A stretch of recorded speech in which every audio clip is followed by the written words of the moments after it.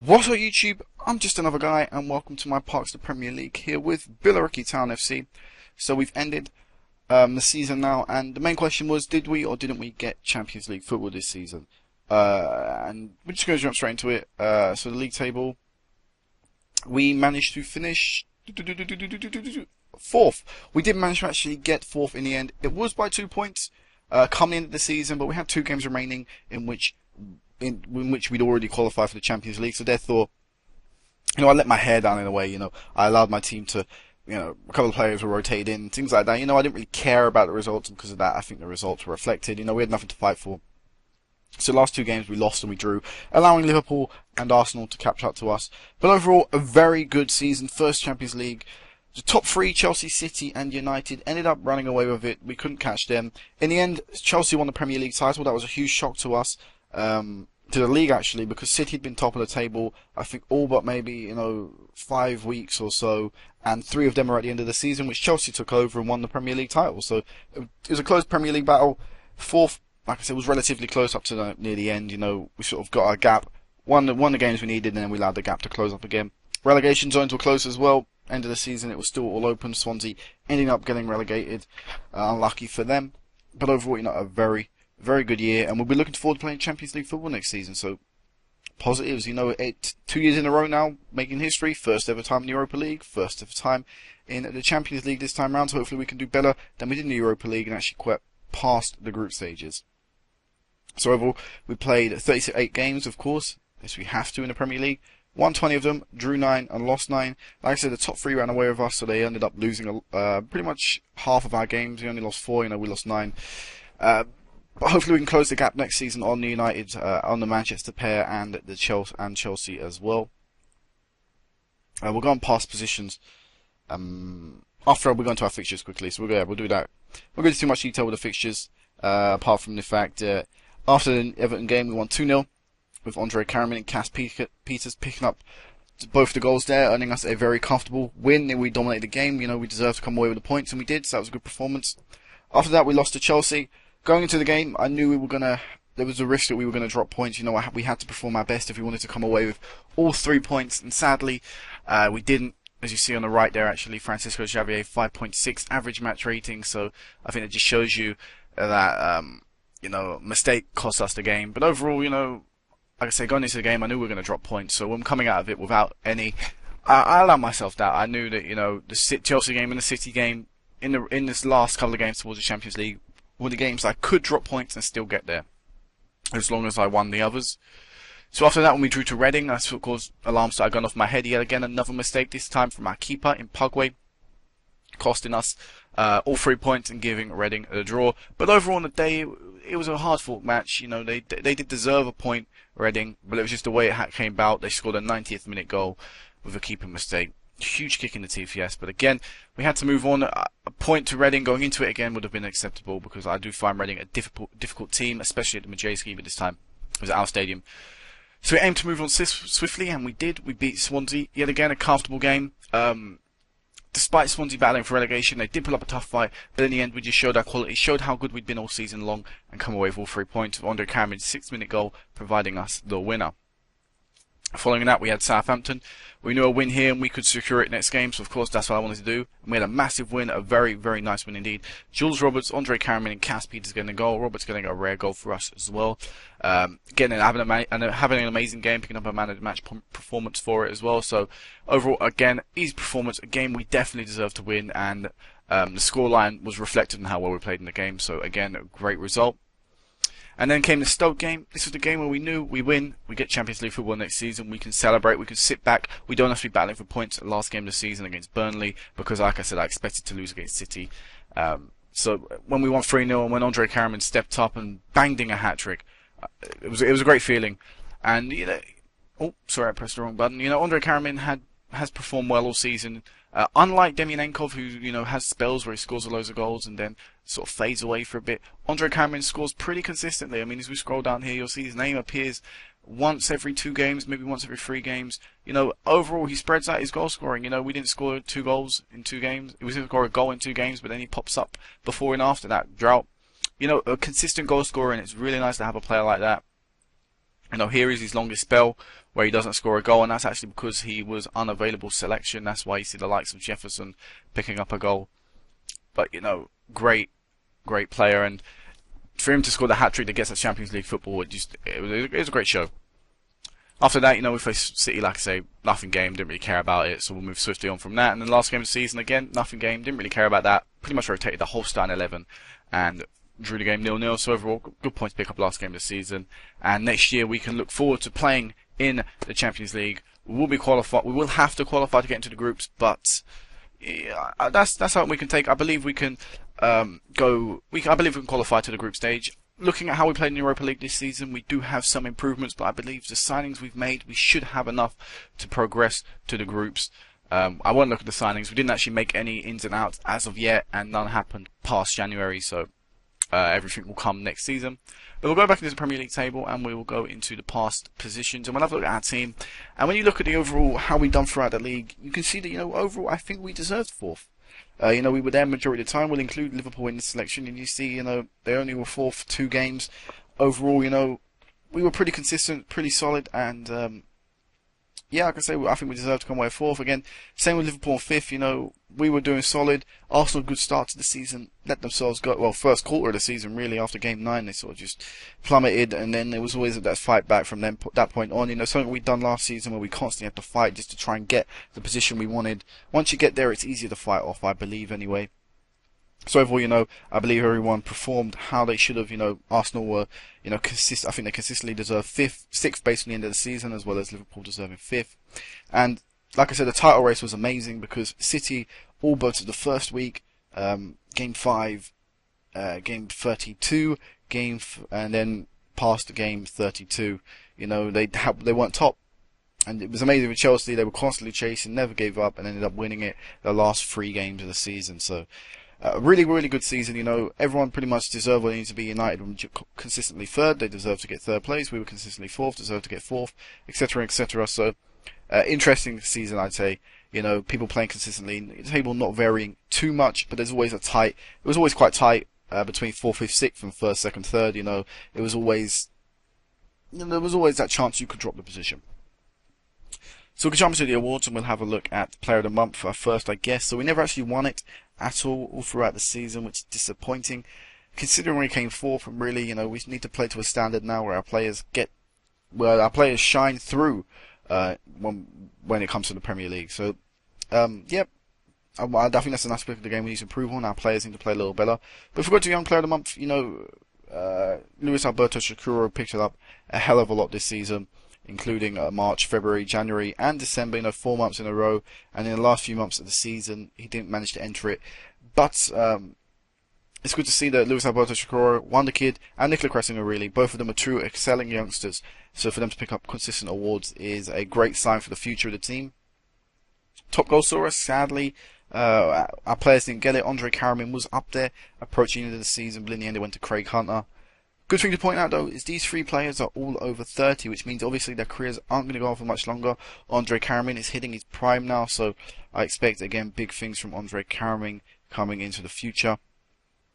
Young player, ended up going to Jonathan Romero, the player we actually sold on to Fulham, which is disappointing, just because we sold him for 3 million. I thought, oh yes, I've got the deal there. He's a player that clearly can't cut it in the Premier League. Then Fulham go and do that with him. They it's just weird. Well, anyway, 3 million was good enough for me. I'm not complaining now. 3 million was alright. Team of the season, we didn't get anyone in that. Disappointing yet again. I feel our players had a pretty good season, including some like Luis Alberto Shakuro and Andre Karamin. So it just showed that elsewhere players are playing a lot better than we currently are. We need to step up our game if we want to break that top 3 next season. Players Player of the Year went to Lucio Macamo, 32 years of age. A lot of people who win these awards now are getting on in age. I think it shows that this generation of footballers are now leaving, and hopefully we can become a dominant team in the next generation of footballers. Look at these amazing stats. He's 32 years of age and pretty much lost nothing physically or technically. Everything's pretty much holding up well. An amazing player for City to have. Almost their players are amazing. Player of the Month, we already ran through that. Manager of the Year went to Roberto Di Matteo. I ended up picking up 3rd for I thought it was the second season in a row, sorry, we got second last year. But you know, I got any awards for the third year in a row. Shows how good the achievement was. Pep Guardiola, sorry, didn't break in the record despite he didn't get in the selection despite getting third. You know, the fact that our wage bill is considerably smaller, the fact that we're not predicted to get fourth. We're still overachieving in the eyes of the Premier League. That's why I get the awards. That's why I seem to get featured in the awards anyway for the past 2 seasons. Manager of the month, I picked it up once. So that's another aspect of the game I feel we need to work on. Consistency. I want to be picking up more awards because it doesn't reflect me as much, but it reflects how well the team's doing, you know, each month. So we'd look to improve that. Goal of the season. Carlos picked it up for his Birmingham. Fulham game actually showed you this, but we'll have a look at it again. And Andre Karaman picked up third, so he must have picked up goal of the month pretty late on in March. So we'll have a look at Andre Karaman's goal, and we'll have a look at goal of the season. It was an amazing goal. 3 touches until it found the back of the net from a goal kick. A bit like I think Crouch's one from a few years back. We'll have a look at it. So Everton game, we'll look at Karaman's one since that came third. I know, actually, you know, it's better off to do it going on the award itself and just looking at the goals. Golden Glove, we didn't get anywhere in that. And Football of the Year went to Anthony Bruno. We'll go back and goal of the season, and there's actually no way is there a way you can view this? No, we'll just go to the game. So I guess we'll have to kind of guess which one Karaman's one is in the Everton game. So we'll have a look at the 16th minute one first. That makes sense. But yeah, the team overall played very well this season. Of course, getting fourth, you have to. You're not going to fluke it, you know, unless you've got an amazing squad. You're hardly going to fluke a fourth place. Very hard fought third place as well. You know, I'm surprised Arsenal slipped as far as they did. I expected them to be our closest rivals. 4-4, they ended up dropping a bit way down the seat table. I doubt that was third and goal of the season, so it's got to be his second one at the 36th minute. Have a look. Cass Peters plays it to Williams. There's Karaman there. Touches it over the defender. Outside of the boot, that's why he gets it. Beautiful goal, and we'll then look at the goal of the season. This youngster, Carlos, you know, we signed him this season for, I think it was 6 million fee, is where he gets a double against Fulham, is it not? And it's his injury time goal, I believe. But yeah, you know, good youngster, you know, a couple of decent stats in him. Of course, he needs to improve a lot more if he wants to, you know, get more first team appearances, sorry if I want to get the word out. Not 6 million, sorry, that's Jefferson, 500k. You know, 5 appearances, 5 goals. He did very well when I asked upon him. A lot of them were substitute appearances, but you know, he featured in the team when tiredness and injuries took their effect about mid-season, as you know, I'd expect him to do. And he stepped up surprisingly well. I didn't expect him to do as well as he did, so I still think that 5-star potential he can achieve. Although preferably, I think I'd better look to loan him out. Although I haven't yet decided. You know, he proved to be vital this season as a backup, so I may decide to keep him for another year as backup. But I'll try and remember, I think it was the 75th injury time goal. I know he was shooting to the left when it went in, so I believe it was this goal. I'll try and pause it and slow it down if it is the right one. No, it's not this one, but I'll have a look at it anyway. That was a defensive mistake. That was his first goal. Sorry, I pressed the wrong thing. Yet again, that was his first goal for the club. And then his next goal, we'll pause it and slow it down. In Pugway's big old goal kick, Andre Bruno, I'm playing makeshift centre mid in this game, although I have in the past few years, heads it on. There's Carlos right there. Beautiful volley, just enough, just under the bar. You know, 2 touches since the goal kick and it went in. An amazing goal to score, and I think that probably deserved goal this season, although, I mean, I haven't seen every game, I haven't seen every goal this season, so I'm yet hardly one to judge, but you know, a great goal to score. Probably one of the greatest goals I've seen scored in FM13 for me. So, what's he done now? We'll look at the team. We'll have a look at the ability and things like that. So, how many 5-star ability players do we have currently at the side? So, we have 6 players at the side. I didn't highlight Oswald because he's not going to be here next season. Nicola Kressinger as well, 4.5-star, and Gustavo Cesar. So, if we look at all the people with, we'll say over 4. We have 3 centre backs in the mix there. One being labelled a wonder kid. We have 2 strikers in there, in Jefferson and Carlos. We have 2 right backs in there of Kressinger and Mazas. What else? We have a keeper in there. We have a left back in there. We have 2 centre mids in there. Our squad is looking amazing for the future. And I definitely, like I said a second ago, how all the current generations of top teams, Chelsea, United, City, in this game. their generation of footballers are slowly retiring. They'll slowly fade out of the team, and they'll have to bring in new youngsters. Me right now, I'm already playing the youngsters for the next generation, the likes of Ipagwe, Kressinger, and Shakura. Basically all my defenders are ready for the next generation, and I think I've got an advantage on there, and I think I've beat them to the game. And I think we'll definitely in the next couple of seasons will be some interesting years to come. So we'll go through the normal stuff. Top goal scorer went to Andre Karamin. 30 goals this season, proving it again why selling Demianenko for 10 million and picking this guy up for free was a really great call. 28 goals this season. How's he actually doing in comparison to the rest of the league in terms of top goal scorers? He came fourth, so unlucky then not to get really top goal scorer because only 4 goals off that. Now maybe if he wasn't injured at a certain state in the middle of the season, missing them a few games, he may have scored a few more goals, but oh well, really. What can you do?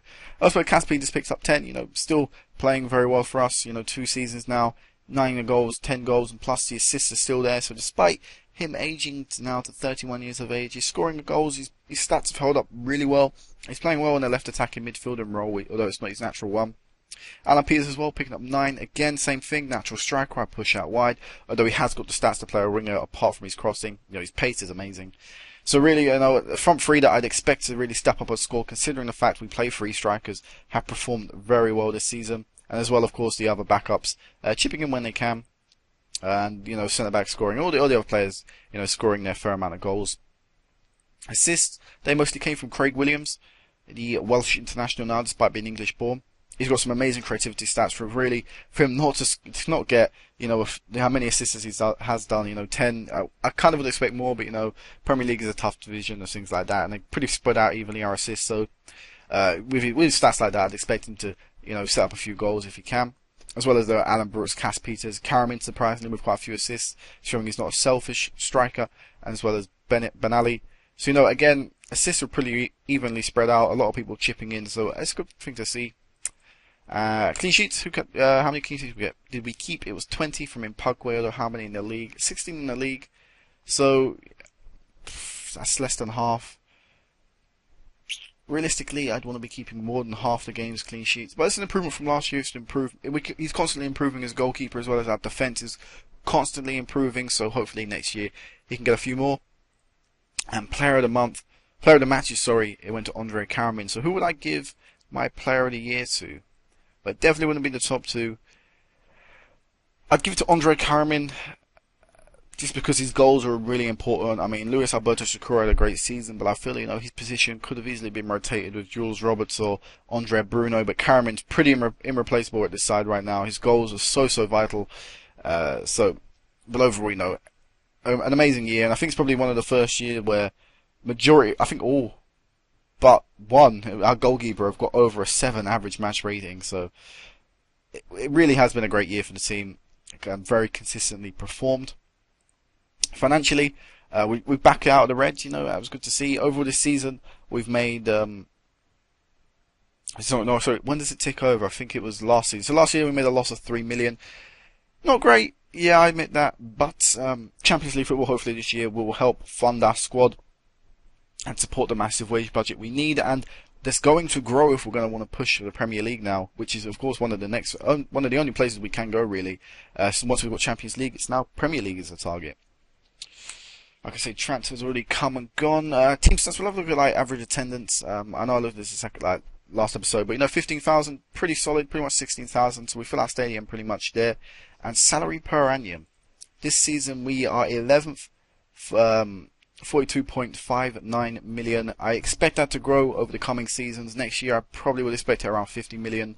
We are definitely growing the side next year. Champions League football means we can lure in better players, and we're definitely growing out. We've definitely reached an interesting stage of this save. Champions League football, fighting for titles, fighting for Premier Leagues, fighting for cups, maybe even fighting on the European stage. Next year will be an interesting year. So until then, guys, until the first 9 games of the season gone, and also including Champions League games, until then, peace out.